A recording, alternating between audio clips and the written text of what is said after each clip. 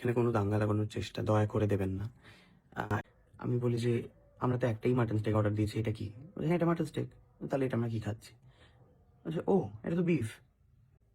যে জিনিসটা আমি খাই না সেটা যখন আমাকে দেওয়া হলো, সেটার প্রতিবাদ যদি আমি না করি, আমি যদি মুখ বুঝে চলে আসি, তাহলে এই ঘটনা আরো অনেক মানুষের সাথে হবে। আপনাদের সবাইকে স্বাগত সিনে গসিপে। মাটন বলে গোমাংস খাইয়ে দেওয়া হলো শায়কদের। বিস্ফোরক অভিযোগ তুললেন পার্ক স্ট্রিটের এক রেস্তোরাঁর ওপর অভিনেতা শায়ক চক্রবর্তী। তারপর ভিডিও শেয়ার করতেই পাল্টা কটাক্ষ ধেয়ে এলো অভিনেতার দিকে। লাইভে এসে কি বললেন শায়ক? ওকে, কালকের ঘটনার আমি এক্স্যাক্টলি কি হয়েছে আমি সেটা বলছি। আমি অর্ডার দিয়েছি chicken a la Kiev, Sukanta mutton steak, আর Ananya chilli chicken and chilli mutton. তো ফার্স্টে আমরা চাই chilli chicken and chilli mutton, ওটা স্টার্টার হিসাবে। আর অনন্যা আমার থেকে আলাকিভ একটু খেত, ওখান থেকে মাটন একটু খেত, এটাই ছিল প্ল্যান। আর মাটন আমি খুবই কম খাই, তার কারণ আমার মটন খাওয়া বারণ। আমার ইউরিক অ্যাসিড রয়েছে, যারা আমার ভিডিও দেখে তারা নিশ্চয়ই জানে। তো সেখানে দাঁড়িয়ে ফার্স্টে চিলি চিকেন চিলি মাটন খাওয়া হয়ে যায়। দেন আসে হচ্ছে স্টেক, টেবিলে রেখে দিয়ে চলে যায়। তো স্টেকটা আসে, সুকান্ত খেতে শুরু করে দেয়। অনন্যা আর আমরা টেস্ট করবো বলে খেয়ে নিলাম। আমি যে ভিডিওতে বললাম খাইয়েছেন মানে আমি খেয়েছি, এক চামচও হলে আমি খেয়েছি। তো এইটাই আমি বলতে চাইছি, আমি খেয়েছি। সেকেন্ড, উনি আরেকটা প্লেট নিয়ে চলে আসেন। আমি বলি যে আমরা তো একটাই মাটন স্টেক অর্ডার দিয়েছি, এটা কি? বলছে, হ্যাঁ এটা মাটন স্টেক। তাহলে এটা আমরা কি খাচ্ছি? বলছে, ও এটা তো বিফ। তখন আমরা বললাম যে আমরা তো বিফ অর্ডার দিইনি। তখন আমি প্লেটটা নিয়ে চলে গেলাম। আমাদের খাওয়া শেষ হয়নি কিন্তু। আপনারা যারা বলছেন খাওয়া শেষ হয়ে গেছে, অনেকে বলছেন টেস্টটা কেন বোঝেনি। অ্যাকচুয়ালি কোনোদিনও গরুর মাংস তো টেস্ট করিনি, তাই বুঝতে পারিনি। মনে হয়েছিল মাটন, প্লাস যেভাবে কুক করা থাকে ম্যারিনেট করে, সেটাতে বোঝার উপায় নেই। যদি না বিশ্বাস হয় আপনারা গিয়ে খেয়ে আসতে পারেন। আর এখানে বিশ্বাস না হওয়ার কিছু নেই, তার কারণ লোকটা নিজেই অ্যাডমিট করেছে যে সে ভুল করেছে। নিয়ে চলে যায়। দেন আমি ওখানে চিৎকার করতে থাকি। বিষয়টা এটা নয় যে তোমরা আমাকে তুমি মুসলিম তাই আমি এখানে কোনো দাঙ্গা লাগানোর চেষ্টা করছি না ভাই। তোমরা যারা আমার কন্টেন্ট দেখো বা আমার ভ্লগ দেখো, কন্টেন্ট মানে আমি ইনস্টাগ্রামের কন্টেন্ট বলছি, আর ভ্লগ মানে আমার ফেসবুক ভ্লগে আমি রিয়াজের বাড়িতে ঈদে অবধি খেতে গেছি। আমাদের ইনস্টার কন্টেন্টে হিন্দু মুসলিম যে এক, সেই রিলেটেড বার্তা আমি দিয়ে থাকি। সেখানে হঠাৎ করে বলছেন বিজেপির দালাল কেন, আমি বুঝতে পারছি না। আমি কোনোদিনও জাত পাত এগুলো নিয়ে কোনোদিনও আমরা মাথা ঘামাইনি।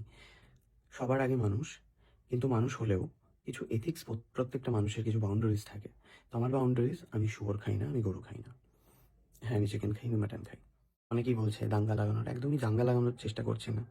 ওখানে ওনার রিলিজিয়নটা আমি জানতে চাইলাম, যাতে ওনাকে আমি, যদি উনি বলতেন আমি হিন্দু, ওনাকে আমি সেম কথাটাই বলতাম যে এই যে আপনাকে আমি যদি খাইয়ে দিই গোমাতার মাংস, আপনি খাবেন? এইটাই এক্সাম্পল। তো সেখানে উনি হিন্দু বললেন, দ্যাটস ওয়াই। যাই হোক, ওদের অনুষ্ঠানে গিয়ে তো খুব মহান সাজলি। ওরা আসবে আমাদের অনুষ্ঠানে?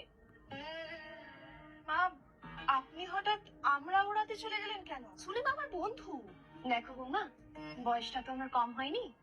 আর এই বন্ধু তো এই ধরনের কন্টেন্ট আমরা বানিয়েছি যেখানে কোনো রকম দাঙ্গা লাগানোর উস্কানি বা কিছুই নেই। যেখানে আমি বলেছি যে কোনো রকম ধর্ম কোনো মানুষের বন্ধুত্বে ভেদাভেদ হতে পারে না, কিন্তু যে জিনিসটা আমি খাই না সেটা যখন আমাকে দেওয়া হলো, সেটার প্রতিবাদ যদি আমি না করি, আমি যদি মুখ বুঝে চলে আসি, তাহলে এই ঘটনা আরো অনেক মানুষের সাথে হবে।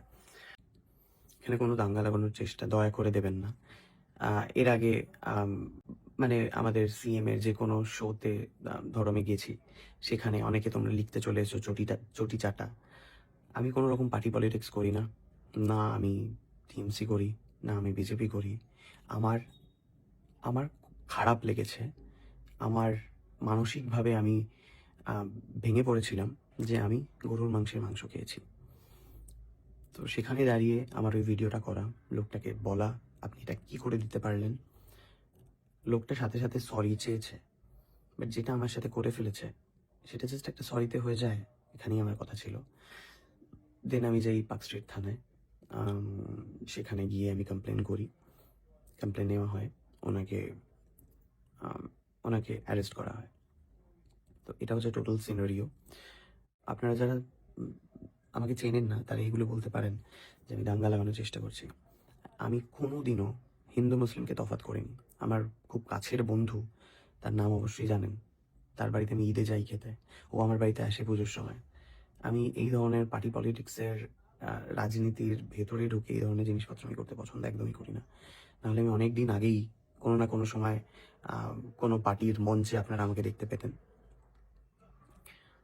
যাই হোক, আমার আওয়াজ তোলার মূল উদ্দেশ্য, যে জিনিসটা আমার সাথে হয়েছে সেটা অন্যায় করেছো যাতে ওরা রিয়েলাইজ করে, অ্যান্ড যাতে এই জিনিসটা আর নেক্সট কারোর সাথে করার সাহস না পায়। That's it. আরও একটা কথা, যেখানে গরুর মাংস হয় সেখানে খেলে কি করে, লোকে কি খাচ্ছে কি করছে তাতে আমার কোনো সমস্যা নেই। তাদের সমস্যা হলে খাবে না, আমার সমস্যা আমি খাই না। আমার বাউন্ডারিজটুকুনি আমি জানি, আমি খাই না, এটাই। অনেকেই বলছো যে ভিউজের জন্য হলে তোমার কি মনে হয় ওই লোকগুলো অ্যাডমিট করে নিত, হ্যাঁ দাদা হ্যাঁ ভুল করেছি।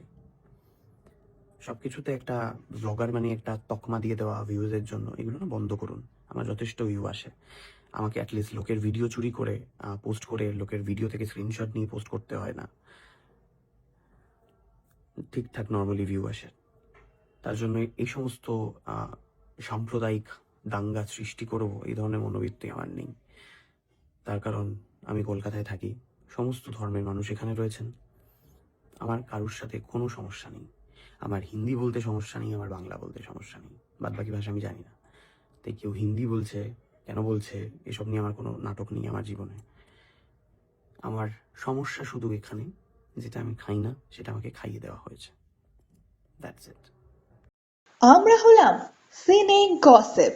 জুড়ে থাকুন আমাদের সঙ্গে, সাবস্ক্রাইব করুন আমাদের এই ইউটিউব চ্যানেলটি।